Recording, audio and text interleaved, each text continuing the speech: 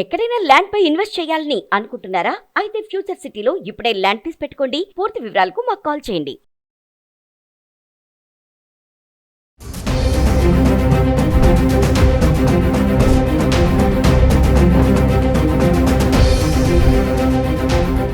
రమ్మ, gold rate రాత్రికి రాత్రే తగ్గుతుంది, సాయంత్రానికే పెరుగుతూ ఉంది.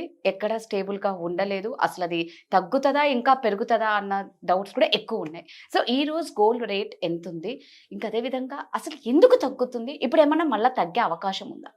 ఈ రోజు గోల్డ్ రేట్ వచ్చేటప్పటికి 1900 రూపీస్ తగ్గి 12,450 రూపీస్ పర్ గ్రామ్, అంటే 12,045 రూపీస్ పర్ గ్రామ్. అంటే 10 గ్రామ్స్ కి వచ్చేటప్పటికి 1,20,450 రూపాయలకి ఉంది. ఇది రీటైల్ ప్రైస్ చెప్తున్నాను, not the bullion market gold price. So తగ్గడం అయితే తగ్గుతుంది. అండ్ రోజులోని 2 సార్లు అప్డేట్స్ వస్తున్నాయి. ఇదివరకైతే 1 టైం ఉండేది, ఇప్పుడు morning evening 2 times gold prices లోని ఫ్లక్చుయేషన్స్ అవన్నీ. వీటన్నిటికీ యాజ్ యూజువల్ మన క్రెడిట్ యుఎస్ ప్రెసిడెంట్ ట్రంప్ గారి గురించే ఇవ్వాలి. సో ఇప్పుడు కూడా తగ్గడానికి రీజన్ ఏంటి అంటే, ఆయన చైనాతోని ఒక ట్రేడ్ డీల్ కి రాబోతున్నారని అనౌన్స్ చేశారనమాట. సో దాని ఇంపాక్టే చాలా ఉంది మనకి పడడానికి కారణం. ఎందుకంటే చైనా కూడా వాళ్ళు ట్రంప్ తో మాట్లాడడానికి అగ్రీ చేశారు. సో జిన్పింగ్ అండ్ ట్రంప్ గారు ఇద్దరు కలిపి ఒక ట్రేడ్ డీల్ కి రాబోతున్నారు అన్న ఒక న్యూస్ అయితే చాలా అంటే ట్రంప్ గారు ఆయన స్వయంగానే ట్వీట్ చేశారు దాని గురించి. సో అందుకని ఒక పరంగా మార్కెట్లోని గోల్డ్ ప్రైస్ తగ్గింది. అండ్ సెకండ్ థింగ్ ఏంటి అంటే, మనం ప్రీవియస్ వీడియోలో చెప్పుకున్నాము, ఫెడ్ రేట్స్ తగ్గించబోతున్నాయి. ఫెడరల్ బ్యాంక్ ఆఫ్ అది అమెరికాలోని అవి రేట్లు తగ్గించబోతున్నాయి. సో అవి తగ్గడం వల్ల కూడా కొంచెం డాలర్ ప్రైస్ పడుతుంది. అలా పడినప్పుడు గోల్డ్ ప్రైస్ పెరుగుతుందని మనం చెప్పుకున్నాము. అనుకున్నట్టుగానే ఫెడ్ రేట్స్ కూడా తగ్గాయి అన్నమాట. ఇప్పుడు ఫెడ్ రేట్స్ 25 బేసిస్ పాయింట్స్ వరకు తగ్గించారు. సో దాని ఇంపాక్ట్ కూడా మన గోల్డ్ ప్రైస్ తగ్గడానికి రీజన్. అంటే బేసికలీ గోల్డ్ ని ఎప్పుడు అక్యూములేట్ చేసుకుంటారంటే, బయట అన్సర్టనిటీ ఉండేటప్పుడు రిజర్వ్స్, డాలర్ మీద డిపెండ్ అవ్వకుండా రిజర్వ్స్ ని పెంచుకోవడానికి గోల్డ్ ని కొనుక్కుంటాయి కంట్రీస్ అన్ని కూడా. సో ఒక పక్క చైనా వైపు పాజిటివ్ గా రావడం నోట్, అండ్ ఇంకో పక్క యుఎస్ లో కూడా స్టెబిలిటీ కోసం ఫెడ్ రేట్స్ తగ్గడం. అండ్ ఇండియాకి వచ్చేటప్పటికి ట్రంప్ ఇండియా మీద కూడా పాజిటివ్ గానే రియాక్ట్ అయ్యారు. అంటే ఎలా అయితే చైనా గురించి మాట్లాడారో, ఇట్లా వాళ్ళతో ట్రేడ్ డీల్ అవ్వబోతుందని, తర్వాత ఫ్యూచర్ లో ఇండియాతో కూడా ట్రేడ్ డీల్ చేయబోతున్నామని ట్రంప్ కూడా చిన్న సిగ్నల్ ఇచ్చారు. అండ్ అది కాకుండా కూడా మన ఇండియన్ గవర్నమెంట్ కూడా రష్యా నుంచి ఆయిల్ కొనడం తగ్గించింది. సో ఇండియన్ కంపెనీస్ ఏవైతే ఉన్నాయో రష్యా నుంచి కొంచెం ఆయిల్ కొనడాన్ని తగ్గించడం వల్ల, అండ్ యుఎస్ వైపు కొనడం కూడా పెంచారు. అంటే we are also giving good signals ఇస్తున్నాం, మేము కూడా డీల్ కి రెడీగా ఉన్నామంటూ మనం కూడా సిగ్నల్స్ మంచిగానే ఇస్తున్నాము. లాస్ట్ అక్టోబర్లోనే ఆయిల్స్ డబుల్ తీసుకున్నారనమాట. అంటే రష్యా నుంచి తగ్గించి యుఎస్ నుంచి కొనేదానికి డబుల్ తీసుకున్నారు ఇండియన్ కంపెనీస్. సో దాని ఇంపాక్ట్ కూడా గోల్డ్ ప్రైసెస్ మీద ఉన్నాయి. ఇవన్నీ చూస్తుంటే బేసికలీ గోల్డ్ రేట్ తగ్గుతుందని అనిపిస్తుంది. But at the same time Trump decide చేస్తారంటే, ఇప్పటికీ కూడా ఇటు ఇండియాకి కానీ అటు చైనాకి కానీ కాన్ఫిడెన్స్ లేదు. ఖచ్చితంగా ఈయన ఒక మాట మీద ఉంటారని, అంటే ఈ రోజు ఒకటి చెప్తున్నారు, రేపు ఇంకోటి చెప్తున్నారు కదా. సో ఒక మాట మీద ఉంటారని కాన్ఫిడెన్స్ లేదు కాబట్టి ఇంకా మనం హోల్డ్ చేస్తూనే ఉన్నాం. గోల్డ్ రిజర్వ్స్ ని ఇటు ఆర్బీఐ పర్చేస్ చేస్తుంది, అక్కడ చైనాలో కూడా పర్చేస్ చేస్తూనే ఉన్నారు. సో గోల్డ్ రిజర్వ్స్ అయితే ఎవరు తగ్గించుకోవట్లేదు. సో దానివల్ల ఇలా అంటే తగ్గడం పెరగడం మనం ఇంకొన్ని రోజులు చూస్తూనే ఉంటాం. ఈ ట్రేడ్ డీల్ ఏదో అయ్యే వరకు దాని ఇంపాక్ట్ అయితే ఖచ్చితంగా ఇలాగే ఉంటుంది. సో నన్ను అడిగితే ఇన్వెస్ట్మెంట్స్ చేసుకోవాలా ఇప్పుడు పడుతుంది కదా అంటే, ఇఫ్ యూ హ్యావ్, మీ దగ్గర క్యాష్ ఉండి మనీ ఉండి ఇన్వెస్ట్ చేసుకోవాలి అనుకుంటే కనుక ఇప్పుడు పడింది కాబట్టి కొంచెం కొనండి. మళ్ళీ నెక్స్ట్ టైం పడేటప్పుడు మళ్ళీ కొంచెం కొనండి. ఇది లాంగ్ టర్మ్ కోసం. ఇప్పుడు పడి ఇప్పుడు అమ్మేసుకోవాలి అంటే మాత్రం దాంట్లో మీకేం ఉండేది ఏమి ఉండదు. సో ఇప్పుడు పడినప్పుడు కొంత, అది కూడా ఎందులో తీసుకోవాలంటే అగైన్ నేను మళ్ళీ చెప్తా, ఈటీఎఫ్స్ కానీ మ్యూచువల్ ఫండ్స్ కానీ వీటిలోనే. ఫిజికల్ గోల్డ్ వద్దు.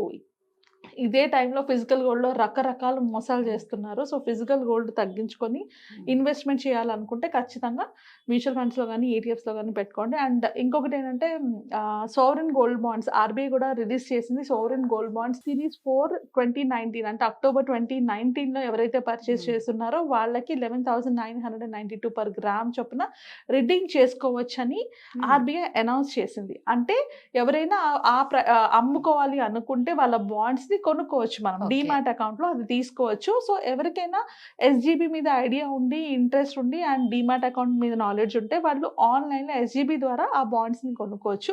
ఇంకొక 3 years లో అవి రిడీమ్ అయిపోతాయి. బట్ 3 years ఉంచుకునేలా ఉంటేనే కొనుక్కోండి. అంటే ఇప్పుడు కొన్ని అమ్మాలి అంటే అది వర్కౌట్ అవ్వదు. దాంట్లో కూడా కొన్ని కండిషన్స్ ఉంటాయి. అవి చదువుకొని చేయాలి. It's not like but interest ఉన్న వాళ్ళు ఆల్రెడీ ఎస్జీబీ మీద ఐడియా ఉన్న వాళ్ళు జస్ట్ లుక్ అట్ ఇట్. అది October 2019 ఇన్వెస్ట్ చేసిన వాటిని గవర్నమెంట్ అయితే రిలీజ్ చేసి రిడెంప్షన్ కి అవకాశం ఇచ్చింది. సో రిడెంప్షన్ కి అవకాశం ఇచ్చిందంటే ఎవరైతే కొనుక్కున్నారో వాళ్ళు అమ్ముకోవచ్చు. ఆబ్వియస్లీ అప్పుడు వాళ్ళు కొనుక్కునేటప్పుడు అది only 3,788 rupees per gram and ఇప్పుడు అది 11,992 రూపీస్ ఉంది. సో అమ్మే వాళ్ళు ఉంటారు. Yes. సో ఈ టైంలో ఎవరైనా కొనుక్కోవాలనుకుంటే యూ కెన్ గెట్ ఇట్. అందులో కూడా కొంచెం మంచి డీల్స్ కూడా వస్తున్నాయి. ఈ మనీ అండ్ ఆల్ అది కూడా చెక్ చేసుకోండి. But not the physical gold. Physical gold లో మోసాలు కూడా అలాగే పెరిగాయి. Okay. ఎలా అయితే గోల్డ్ మీద మనకి ఆన్లైన్ లో ఇన్ని ఎవ్రీడే ప్రతి ఛానల్ గోల్డ్ రేట్ ఇలాగా Yes. అలాగా అని పెడుతుంటే పీపుల్ అదొక రకమైన ఫోమో అయిపోయింది. అంటే నేను మిస్ అవుతానేమో ఈ Yes. ఆపర్చునిటీ అని. దీన్నే కొందరు స్కామ్స్టర్స్ క్యాష్ మంచి అడ్వాంటేజ్ గా తీసేసుకుంటారు. తీసుకుంటున్నారు. ఇప్పుడు కూడా చాలా మంది జ్యువెలరీ షాప్ వాళ్ళు ఏం చేస్తున్నారంటే 8 క్యారెట్ గోల్డ్ ని కానీ లేకపోతే 1 గ్రామ్ కాపర్ షీట్ గోల్డ్ అని చెప్పి అమ్ముతుంటారంటే పైన మాత్రం గోల్డ్ ఉంటుంది, 1 గ్రామ్ గోల్డ్ లాగా కిందంతా కాపర్ షీట్ తో ఉంటుంది. వాటిని కూడా వాళ్ళు అంటే అమ్ముతున్నారు. అంటే ఇవి రియల్ గోల్డ్ అని అమ్ముతున్నారు. They are cashing it out. అంటే స్కామ్స్టర్స్ జెన్యూన్ బిజినెస్ చేసే వాళ్ళు అలా చేయరు. కొందరు ఉన్నారు అలాగా. బికాస్ ఇప్పుడు ఈ ట్రెండ్ లోని అందరూ గోల్డ్ కొనుక్కొని నెగబడుతున్నారు కాబట్టి అలా చేసే వాళ్ళు కూడా కొందరు ఉన్నారు. సో జాగ్రత్త. ఇలాంటి టైంలోని ఫ్యామిలీ పరంగా కానీ లేకపోతే ఇంకేమైనా సిచ్యువేషన్ పరంగా మీరు గోల్డ్ కొనుక్కోవాల్సి వస్తే 8 క్యారెట్ గోల్డ్ అయినా 14 క్యారెట్ గోల్డ్ అయినా 22 క్యారెట్ గోల్డ్ అయినా వాటిపైన బిఐఎస్ హాల్ మార్క్ ఉంటుంది. అది చూసుకొని కొనుక్కోండి. అది చూడకుండా అది వెరిఫై చేసుకోకుండా కొనుక్కోవద్దు. రీసెంట్ గా నాకు వన్ ఆఫ్ మై క్లయింట్స్ కూడా చెప్పారనమాట. హాల్ మార్క్ వేయించి ఇస్తామని చెప్పి కూడా సేల్ చేసేస్తున్నారు. సో తన తర్వాత చెక్ చేయించుకుంటే అది 14 క్యారెట్ గోల్డ్ అండ్ ఆమెకి 22 క్యారెట్ గోల్డ్ అని ఆ ప్రైస్ లో అమ్మారనమాట.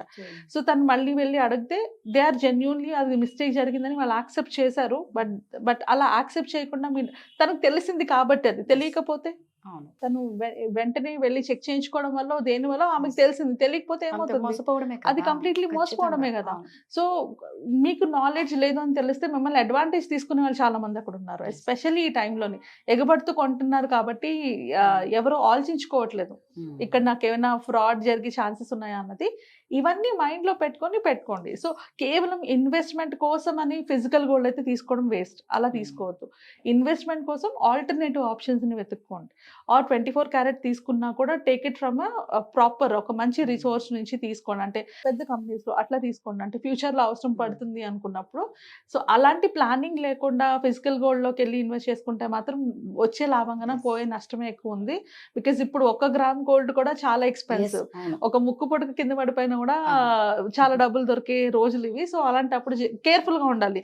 నాలెడ్జ్ లేకుండా కొనుక్కోవద్దు. అండ్ ఎప్పుడు చెప్పేది అప్పు చేసి అస్సలు కొనద్దు. అండ్ ఇది కూడా ఓల్డ్ గోల్డ్ ని తీసుకొని దాన్ని లోన్ లో పెట్టుకొని మరి కొత్త గోల్డ్ కొనేసుకుంటున్నారు. అది కూడా చేయొద్దు. It's not easy. మీరు అనుకున్నంత ఈజీ కాదు ఆ అప్పుని క్లియర్ చేసుకోవడం. సో ఏదైనా కూడా మీకు ఇలాంటి అవకాశాలు వస్తూనే ఉంటాయి. మీ దగ్గర ఉన్నప్పుడు యూజ్ చేసుకోండి. లేనప్పుడు దాన్ని క్రియేట్ చేసుకొని దానికోసం పోతుందేమో అని భయంతో ఏ పని కూడా చేయొద్దు. అలా చేసినప్పుడు అది నిలవదు మనకి. మెయిన్లీ అక్కడే ప్రాబ్లమ్స్ వస్తాయి. సూపర్. Thank you.